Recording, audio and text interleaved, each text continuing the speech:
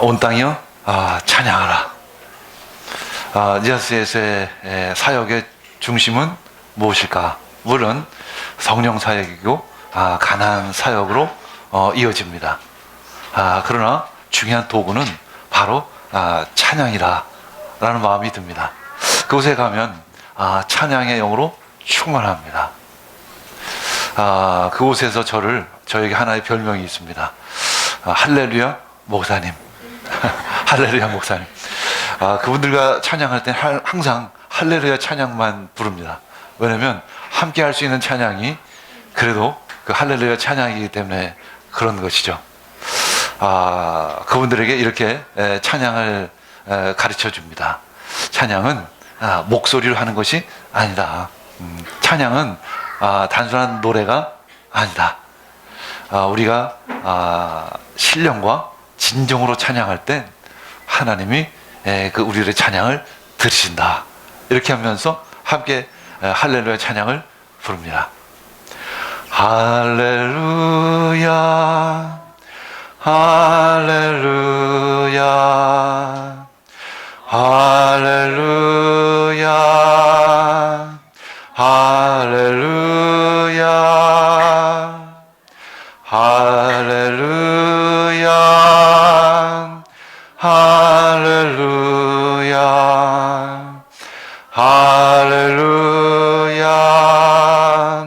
할렐루야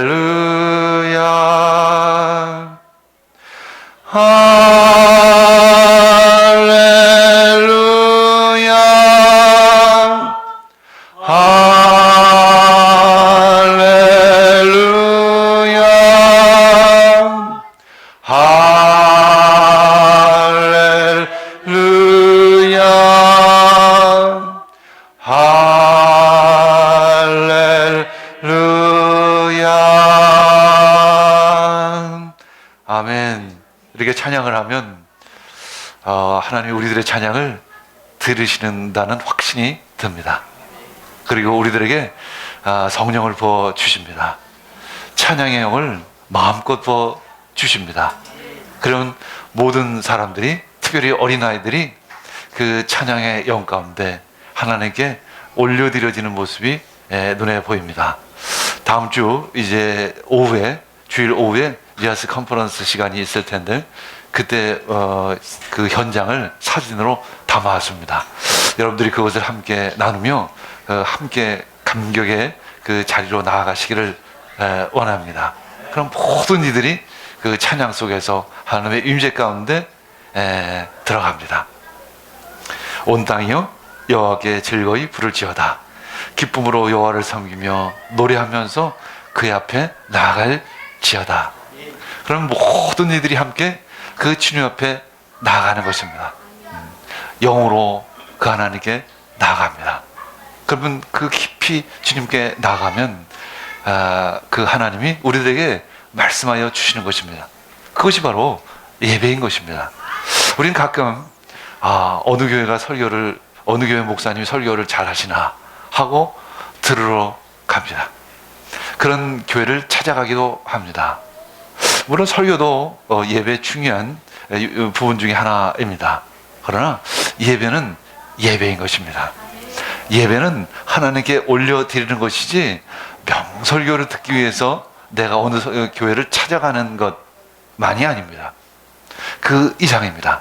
그것은 일부분입니다.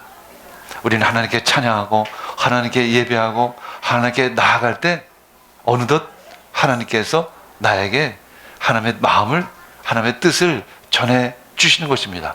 그 설교는 그의 예배의 한 부분이 되어지는 것이죠. 그리고 다시 그 말씀을 듣고 이제 세상으로 나아가게 되어집니다. 그것이 바로 예배인 것입니다. 20여 년 전에 제가 어느 기도원을 갔습니다. 아주 한적한 기도원을 갔습니다. 그때 1월 달이어서 굉장히 추운 유명산 바로 옆에 산이었기 때문에 굉장히 추운 때였었습니다. 아침 새벽에 일어나서 이상하게 이곳에 아침 기도가 없나, 새벽 기도가 없나 이렇게 기다리던 중에 하나님이 저에게 찬양의 영을 주셨습니다. 찬양을 하고 싶은 마음이 문득 들었습니다. 저는 원래 노래를 굉장히 못하는 사람입니다. 음치입니다. 한마디로. 그 조그만 그 소성전에서 찬양을 시작했습니다. 두 곡, 세 곡 이렇게 찬양을 부르기 시작했습니다. 그때 하나님께서 저에게 산 꼭대기로 올라가서 기도하고픈 마음을 주셨죠. 그래서 산 위로 올라갔습니다. 올라가서 그곳에서 다시 찬양을 시작했습니다. 찬양 가운데 하나님의 임재가 있었습니다. 그리고 찬양 가운데 하나님의 말씀을 주셨습니다. 그렇게 한 곡을 끝내면 제가 다시 정신을 차립니다. 내가 왜 이러지? 뭔가 딴 세계로 내가 이끌림을 받는 것 같은 느낌이 들었습니다. 저는 그때 그런 것을 한 번도 경험해 본 적이 없었기 때문에 굉장히 의아했고 때로는 두려운 마음이 들었던 것이죠. 다시 정신 차리고 제정신을 가지고 있다 보면 다시 찬양할 때가 너무 기쁘고 아주 어떤 환희 속으로 들어가는 것을 좋아서 다시 찬양을 시작합니다. 그럼 다시 그 임재 가운데 들어가는 것이죠. 그리고 하나님이 다시 말씀을 주십니다. 그렇게 하기를 1시간 40분을 추위도 잊어버린 채 기도했던 때가 있었습니다. 왜 하나님께서 저에게 찬양의 영을 주셨을까? 참 노래를 참 못하고 그 음치에게 찬양의 영을 주셨을까? 이번 26년 이하스 미션 기간 동안에 특별히 다시 한번 새삼스럽게 하나님께서 니아스의 복음을 전하기 위해서 니아스의 성령 사역을 하고 니아스의 가나안 사역을 하게 하시기 위해서 찬양의 영을 주셨구나 라는 마음을 갖게 됩니다. 그리고 2005년 3월 4일 처음으로 인도네시아 땅을 밟았을 때였었습니다. 이제 아침 일찍 이제 인도네시아를 땅을 내렸기 때문에 좀 피곤했었죠. 밤새도록 이제 비행기 안에 있었기 때문에. 그래서 이제 그 메단 쇠리 목사님 방에서 잠시 한두 시간 낮잠을 자고 있었을 때였었습니다. 근데 어느덧 그 거실에서 찬양 소리가 들리기 시작을 했습니다. 누가 찬양 테이프를 틀었나? 찬양 소리가 너무 아름답고 좋았습니다. 그리고 잠시 후에 잠이 깨서 거실에 나가 보니까 그 메단 쇠리 목사님 교회에서 사역을 하는 그 리더십들이 주일 찬양 연습을 하는 모습이었습니다. 근데 그것은 찬양 연습이라기보다는 그냥 찬양 자체였습니다. 가끔 새 노래로 찬양을 부르는 듯 했습니다. 마치 천국에 온 듯한 그런 느낌을 갖게 되었습니다. 그때 브라이언 리 선교사님도 함께 했고 나도 함께 하며 하나님께 찬양과 영광을 올려드리기 시작을 했습니다. 순식간에 우리 모두는 예배자가 되었습니다. 마치 작은 부흥회가 시작된 것과 같았습니다.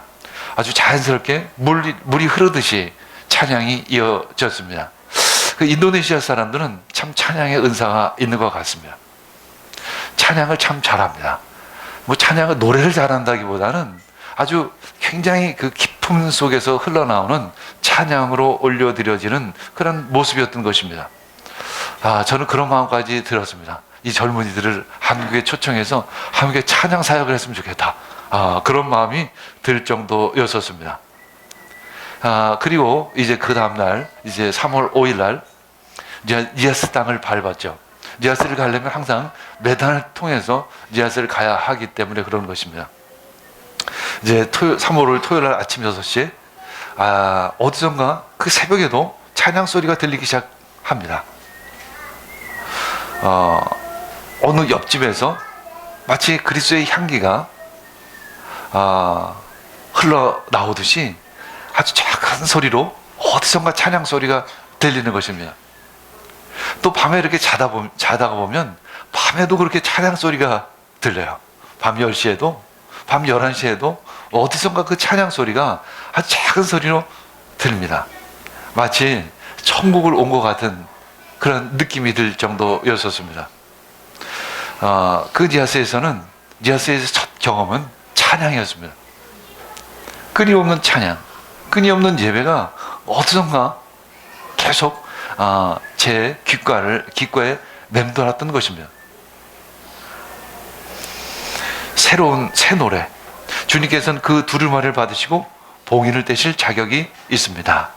주님은 죽임을 당하시고 주님의 피로 모든 종족과 언어와 백성과 민족 가운데서 사람들을 사서 하나님께 드리셨습니다. 예수님께서 십자가에 못 박히심으로 말미암아 우리를 사서, 자신의 피로 사서 하나님께 드리셨다는 것입니다. 예수님께서 완전한 예배를 시작하셨고 완성하셨습니다. 그래서 우리는 예수 그리스도의 이름으로 찬양하고 기도하고 예배 드리는 것입니다. 주님께서 그들을 우리 하나님 앞에서 나라가 되게 하시고 제사장으로 삼으신 것입니다. 그래서 그들은 땅을 다스릴 것입니다. 요한계시록 5장 9절에서 10절 말씀입니다. 하나님은 우리들에게 찬양의 영을 부어주셨습니다. 그리고 예배자로 세우신 것입니다. 오늘 이 말씀 중에 보면 그래서 그들은 땅을 다스릴 것이라는 것입니다. 우리를 또한 제사장으로 삼으셨다고 말씀하십니다. 하나님께서 우리들에게 제사장의 영을 주셨습니다. 그래서 하나님께 나아갈 수 있는 그러한 담대함을 우리들에게 주신 것입니다. 또한 이 세상을 다스릴 수 있는 통치자의 능력을 주신 것입니다. 또한 그래서 우리 예배자는 세상으로 나아가서 세상을 다스리고 통치할 수 있는 능력을 가지고 있는 것입니다. 시편 148편 1절 3절 읽겠습니다. 할렐루야, 하늘에서 여호와를 찬양하며 높은 데서 찬양할지어다. 그의 모든 사자여 찬양하며 모든 군대여 찬양할지어다. 해와 달아 찬양하며 광명한 별들아 찬양할지어다. 해와 달까지도 찬양하라고 이 시편 기자는 이야기하고 있습니다. 여러분들이 왜 교회에 오십니까? 하나님을 찬양하기 위해서 교회에 오는 것입니다. 여러분들 세상에서 왜 성공하려고 애를 쓰십니까? 잘 먹고 잘 살려고 애를 쓰십니까? 아닙니다. 모든 것 하나님께 영광을 올려드리기 위해서 우리는 세상에서 성공해야 하는 것입니다. 제아스 땅에서의 찬양, 이제 우린 그분들에게 찬양을 도려 가르칩니다. 그분들은 감정이 참 풍부합니다. 감정으로 찬양 드리는 것도 귀합니다. 그러나 그것보다도 우리는 영으로 찬양해야 합니다. 영으로 찬양하고 마음으로 찬양해야 하는 것이죠. 여기서 마음으로 찬양한다는 것은 바로 감정으로 찬양하는 것도 포함되어지는 것을 의미합니다. 그러나 중요한 것은 영으로 찬양하는 것이죠. 그리고 마음으로 찬양하는 것입니다. 영으로 기도하고 또한 마음으로 기도하는 것이죠. 그것이 하나님과의 관계 속에서 드려지는 기도이고 찬양이고 예배인 것입니다. 우리 항상 우리들의 영과 또 우리들의 마음으로 찬양하고 기도하고 예배함으로 나아가야 하는 것입니다. 그것이 하나님과 교제하는 하나의 통로가 되어지는 것입니다. 그래서 그분들에게, 지하스 분들에게 바이넨 후르츠라는 그 찬양의 방법들을 알려드렸습니다. 왜냐하면 그분들은 감정으로는 찬양을 잘하는데 또 금방 영으로는 찬양을 잘하는데 말씀이 없기 때문에 그런 것이죠. 우리는 또 찬양 가운데 말씀이 있어야 합니다. 우리는 찬양 속에서 하나님의 음성을 들을 수 있어야 하는 것이죠. 그래서 그분들에게 시편으로 찬양하는 방법, 또 말씀으로 찬양하는 방법을 가르쳐 드렸던 것입니다. 그것이 바로 바이넨 후르츠였던 것이죠. 요한복음 15장 5절 읽겠습니다. 나는 포도나무요 너희는 가지니 저가 내 안에 내가 저 안에 있으면 이 사람은 과실을 많이 맺나니 나를 떠나서는 너희가 아무것도 할 수 없음이라 라는 것입니다. 우리가 예수님과 하나가 될 때 열매가 맺혀진다는 것입니다. 가지가 포도나무에 붙어 있을 때 열매가 맺혀지는 것과 같은 의미 있는 것입니다. 그러면 우리가 예수님과 어떻게 하나 될 수 있을까? 우리가 성령으로 충만할 때 예수님과 하나 될 수 있습니다. 두 번째는 말씀으로 충만해야만 또한 예수님과 하나 될 수 있는 것입니다. 성령님과 말씀, 이것이 우리들 기독교 신앙의 중심인 것입니다. 성령으로 충만하고 또 성령의 충만함은 우리를 말씀으로 이끌어 주시는 것입니다. 또한 그 말씀을 깨닫게 해 주시는 것입니다. 신약의 가장 특별한 점 하나는 바로 우리에게 성령을 부어 주셨다는 것입니다. 우리는 성령을 통해서 말씀을 깨닫고 또한 말씀을 알게 되어지는 것입니다. 우리 교회는 성령으로 충만합니다. 하나님의 임재 가운데 항상 하나님을 찬양하고 예배합니다. 그러나 여기서 머물러서는 안 되는 것이죠. 말씀으로 나아가야 되는 것입니다. 또한 말씀이 나를 어디로 이끄신지를 그 길로 따라가야 하는 것입니다. 그것의 작은 모델이 바로 가나안 운동이었던 것입니다. 김영규 장로님이 펼쳤던 그 복민 사상이었던 것이죠. 하늘의 능력, 하나님의 말씀을 이 땅에 푸는 것이죠. 우리들의 삶으로 연결되어져야만 하는 것입니다. 삶이 변화되어져야 합니다. 나의 인격이 성숙되어져야 합니다. 이것이 바로 기독교 신앙, 바로 그것입니다. 그때 열매가 맺혀지는 것입니다. 그래서 이 포도나무와 가지의 그 하나됨은 바로 예수 그리스도와의 친밀한 교제, 바로 그것으로 시작되어지는 것입니다. 우리 주님과 깊은 친밀한 교제를 통해서 주님과 하나됨을 의미하는 것입니다. 우리가 어떻게 예수님과 친밀한 교제를 나눌 수 있을까? 그것은 바로 예배입니다. 그것은 바로 찬양입니다. 그것은 바로 기도인 것이죠. 예수님은 자신이 십자가를 지심으로 말미암아 하나님과 완전히 하나가 되셨습니다. 예수님께서 십자가를 지심으로 말미암아 하나님의 말씀을 완전히 이루신 것입니다. 그래서 우리는 예수 그리스도를 통해서 하나님께 예배를 올려드립니다. 예수 그리스도를 통해서 예배를 드릴 때만 그것이 온전한 예배가 되어지는 것입니다. 요한복음 4장 23절 읽겠습니다. 참되게 예배를 드리는 사람들이 영과 진리로 하나님께 예배를 드릴 때가 온다. 지금이 바로 그때이다. 아버지께서는 이렇게 예배를 드리는 사람들을 찾으십니다. 예수님께서 그 사마리아 여인에게 이렇게 말씀하신 것입니다. 이 당시에 사마리아 여인에게 메시아에 대해서 얘기했죠. 그리고 메시아에 대해서 얘기하고 곧바로 이어서 예배에 대해서 말씀하신 것입니다. 이 바로 우리가 구원받은 것은 예배와 바로 연결되어진다는 것입니다. 구원받은 자만이 예배 드릴 수 있는 것입니다. 구원받은 자만이 예배 자리로 나갈 수 있고, 예배 자리로 나간다는 것은 하나님의 임재 앞으로 나아간다는 것을 의미합니다. 하나님 앞으로 나아간다는 것을 의미하고, 하나님 앞으로 나아간다는 것은 하나님의 말씀 앞으로 나아간다는 것을 의미하는 것이죠. 그래서 우리는 항상 주님 앞에 나아갈 때 죄인의 심정으로 나아가야 합니다. 그리고 예수님을 믿는 그 믿음으로 하나님께 나아가야 하는 것이죠. 구약 시대 때 이 성전의 모형을 보면 뜰이 있습니다. 뜰 안에는 성소가 있습니다. 성소는 앞에 성소와 뒤에 지성소로 나뉘어지는 것이죠. 그래서 대략 이 성전은 세 가지로, 세 장소로 구분되어지는 것이죠. 마당과 성소와 지성소인 것입니다. 우리는 문을 열고 예수님께서 우리들에게 문을 열어주시면 마당으로 돌아갈 수 있습니다. 또한 우리는 마당에서 성소로 돌아가야 하는 것입니다.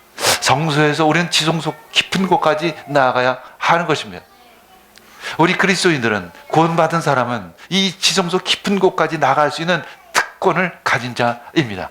구약 시대 때는 대제사장만이 1년에 한 번씩, 유일하게 1년에 한 번씩만 그 지성소에 들어갈 수 있었지만, 이제 예수 그리스도께서 그 예배를 완성하셨기 때문에 우리는 예수 그리스도의 이름으로 말미암아 그 지성소 깊은 곳까지 나아갈 수 있는 것입니다. 그 지성소의 깊은 곳이라는 것은 바로 하나님 아버지 그 앞에까지 나아갈 수 있다는 것을 의미하는 것입니다.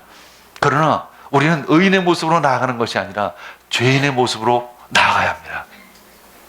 저는 그것을 영적인 거지다 이렇게 표현을 했습니다. 마치 우리는 다시 그 갈급한 마음으로 주님을 찾듯이, 그런 마음으로 주님 앞에 나아갈 때 예수님께서 그 성전의 문을 열어주시듯이 우리를 맞이해 주시는 것입니다. 시편 42편 1절 읽겠습니다. 하나님이여, 사슴이 시냇물을 찾기에 갈급한 같이 내 영혼이 주를 찾기에 갈급하나이다. 이 시편 기자는 아주 갈급한 마음으로 마치 영적으로 메말라 있는 영적인 거지의 마음으로 그 하나님께 구하는 것입니다. 주님, 내가 사슴이 시냇물을 찾게 갈급함 같이 내 영혼이 갈급합니다. 내 영혼이 목마릅니다. 내 영이 메말라 있습니다. 주님, 나에게 문을 열어 주시옵소서. 그 성전의 문을 열어 주시옵소서. 우리가 왜 메말랄 수밖에 없을까요? 이 세상은 참으로 암담합니다. 세상에는 참 영적으로 메마른 장소입니다. 그러나 그래서 우리는 이 세상에서 살다 보니 나 역시 영적으로 메마를 수밖에 없었던 것이죠. 그래서 우리는 주님 앞에 나아가는 것입니다. 주님, 내 영혼이 메말라져 있습니다. 내가 배고픕니다. 내가 더럽습니다. 이런 고백으로 주님 앞에 나아갈 때 예수님의 은혜로 그 문을 열어 주십니다. 그리고 우리를 맞이해 주시는 것입니다. 이것이 바로 회개인 것입니다. 우리는 매일 예배자의 자리로 나아갈 때 회개로 시작해야 합니다. 우리는 의인으로 나가는 것이 아니라 죄인의 모습으로 주님께 나아갈 수밖에 없습니다. 그래서 우리는 회개할 수밖에 없는 것이죠. 그래서 진정한 예배는 회개로 시작이 되어지는 것입니다. 회개는 바로 진리의 문으로 들어가는 그 통로가 되어집니다. 사도행전 2장 38절 읽겠습니다. 베드로가 대답하였다. 회개하십시오. 그리고 여러분 각 사람은 예수 그리스도의 이름으로 세례를 받고 죄의 용서를 받으십시오. 그리하면 성령을 선물로 받을 것입니다. 구원에도 어느 정도 순서가 있다는 것입니다. 먼저 회개하라는 것입니다. 회개가 하나님께 나아가는 첫 시작이 될 것이라는 것이죠. 예수님이 십자가에 못 박히신 이유가 도대체 무엇일까? 첫 번째 이유는 바로 우리들의 죄를 씻어 주시기 위해서 십자가에 못 박혀 죽으신 것입니다. 그것이 첫 번째 이유인 것입니다. 그것이 구원의 첫 번째 단계이기도 한 것이죠. 그리고 나서 우리를 하나님께 이끌어 주시는 것입니다. 그것이 두 번째 단계인 것입니다. 우리가 천국에 갑니다. 이제 그것이 두 번째 단계인 것이죠. 그것이 구원의 완성인 것입니다. 이제 우리들의 삶은 구원이 시작됐고 이제 구원의 완성으로 향하는 그 도상 가운데 있는 것입니다. 우리는 천국을 맛보며 살아갑니다. 그러나 천국이 완전히 이루어진 것은 아닙니다. 마치 문을 열고 그 지성소로 나가는 그 도상 가운데 있는 것이죠. 하나님은 거룩하십니다.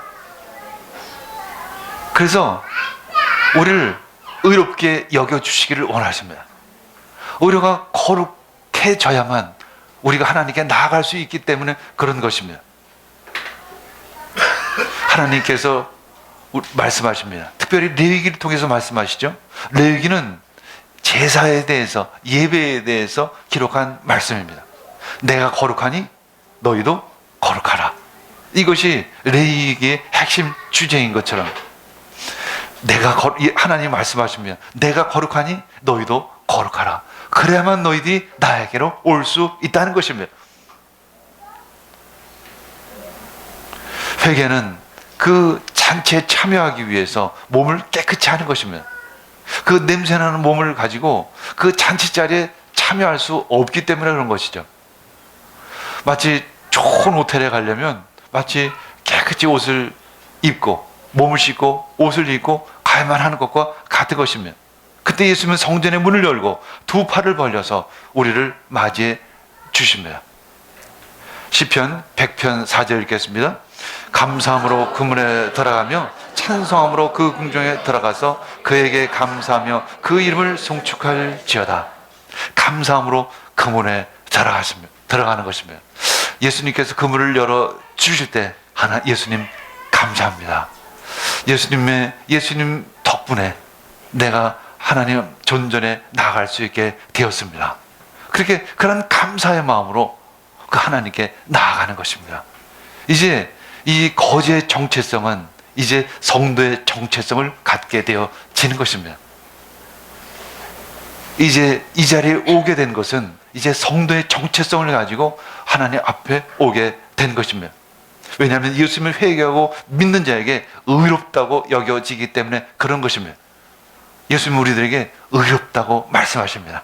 내가 너를 의롭다고 칭해 주겠다. 왜냐하면 네가 나를 믿기 때문에 내가 너를 의롭다고 여겨 주겠다. 왜냐하면 의로운 자만이 하나님께 나아갈 수 있기 때문에 그런 것입니다. 로마서 4장 25절 읽겠습니다. 예수는 우리의 범죄 때문에 죽임을 당하셨고 우리를 의롭게 하시려고 살아나셨습니다. 우리를 의롭게 하셨습니다. 우리를 깨끗하게 하셨습니다. 그리고 우리들의 손을 이끄셔서 하나님 앞으로 나아가 하시는 것입니다. 그리스도의 옷을 우리들에게 입혀 주시는 것입니다. 결혼 예복을 우리들에게 입혀 주는 것과 같은 의미 있는 것입니다. 이제 우리 성도는 성령님께 이끌려서 성소로 나아가게 되는 것입니다. 우리는 성소에서 우리 모두는 그 하나님을 부릅니다. 아버지, 하나님 아버지라고 부르며 하나님께 영광을 올려드릴 수 있는 그러한 정체성을 갖게 되어지는 것입니다. 우리는 드디어 하나님을 아버지라고 부를 수 있는 그런 존재인 것입니다. 왜냐하면 하나님의 자녀이기 때문에 그런 것입니다. 이제 성도에서 하나님의 자녀로 여러분들이 승진하는 것입니다. 여러분들 세상에서 승진을 기뻐하지 말고 하나님 앞에서 승진을 기뻐하시길 원합니다. 이제 성도에서 하나님의 자녀로 승진했습니다. 마치 돌아온 창자가 하나님을 아버지라고 부를 수 없음에도 불구하고 그 하나님 아버지는 그 자녀를 너는 이제 나를 아버지라고 부를 수 있다라고 이야기하는 것과 같은 것입니다. 누가복음 15장 21절 읽겠습니다. 그들이 아버지에게 말하였다. 아버지, 내가 하늘과 아버지 앞에 죄를 지었습니다. 이제부터 나는 아버지의 아들이라고 부를 자격이 없습니다.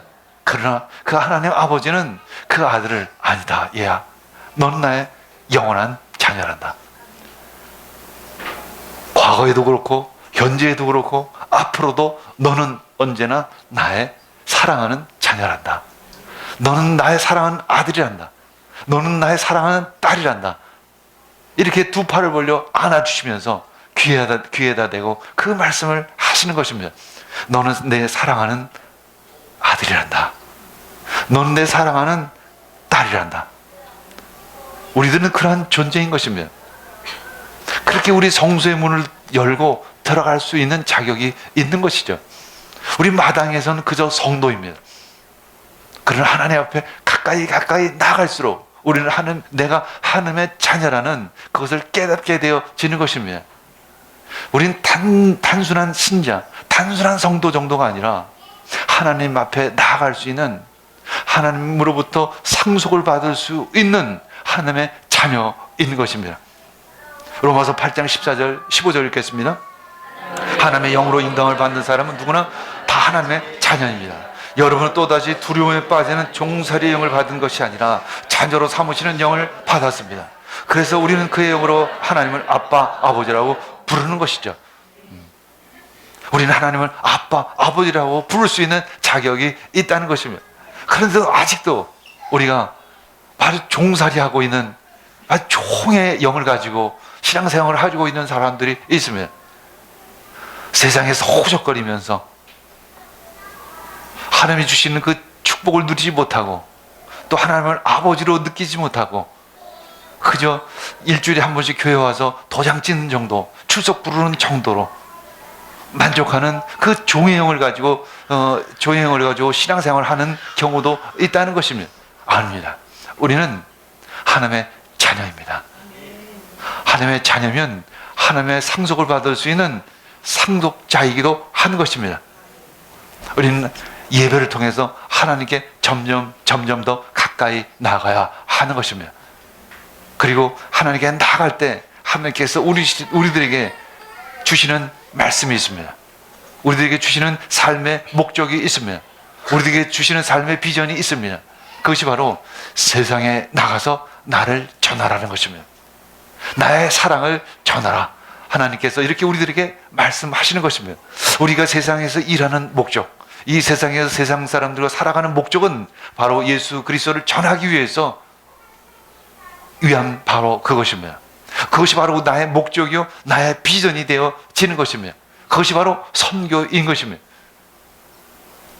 선교는 나의 삶의 자리부터 시작이 됩니다. 그리고 그 삶의 자리로부터 시작해서 열방 땅끝까지 전해지는 것이 예수 그리스도의 복음, 바로 그것입니다. 예수님은 그래서 우리들을 택하시고 부르시고 이곳까지 이끌어 주신 것입니다. 이제 하나님의 친밀함, 그리고 하나님의 임재 가운데 나아가는 여러분들이 되길 원합니다. 그리고 그곳에서 하나님의 있기를 원합니다.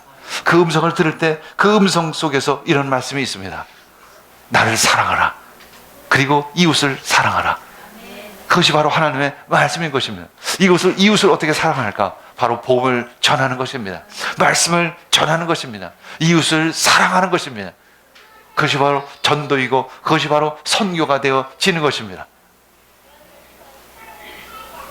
온 땅이여 하나님을 찬양할지어다. 온 땅이여 여호와를 기뻐할지어다. 이것이 우리들의 바로 전도의 슬로건이 되어야 될 줄 믿습니다. 우리 함께 기도하겠습니다.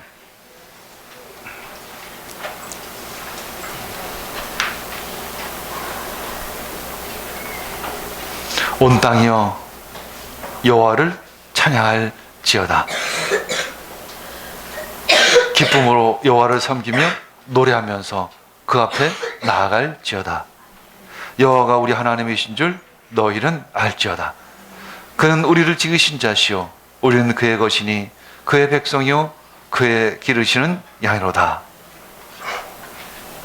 이제 감사함으로 그 문에 들어가기를 원합니다. 또 주님과 치밀한 교제를 나누므로 말미암아 주의 음성을 듣기를 원합니다. 주님의 음성이 내 귓가에 들립니다. 이웃을 사랑하라. 이웃에게 말씀을 전하라. 말씀하십니다. 이 모든 말씀 예수님의 이름으로 기도합니다. 아멘.